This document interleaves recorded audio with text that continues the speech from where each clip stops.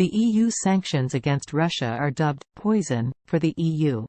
Russian Foreign Ministry spokeswoman, Maria Zakharova, stated on Tuesday that the bloc's new sanctions against Russia are missing the mark and instead chipping away at the bloc's economic independence, increasing its dependence on direct competitors.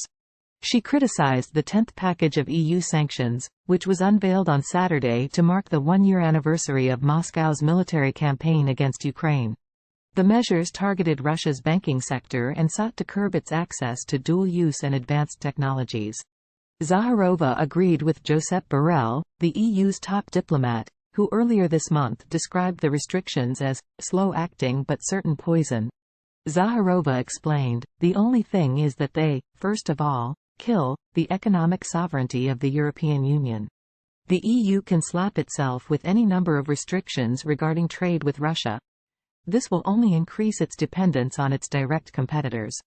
She also criticized the bloc's crackdown on Russian media, noting that Brussels was deliberately destroying the foundations of democratic society, undermining the principles and values the EU was built on in the first place.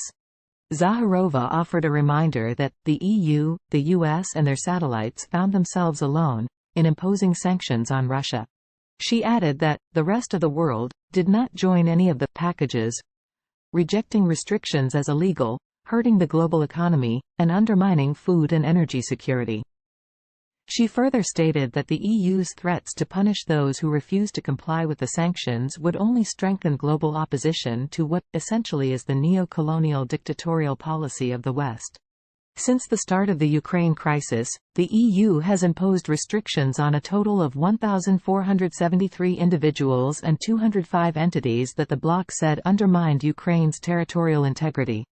Russian President Vladimir Putin has described this campaign as a full-blown sanctions war, adding that it had failed to bring about the collapse of the nation's economy.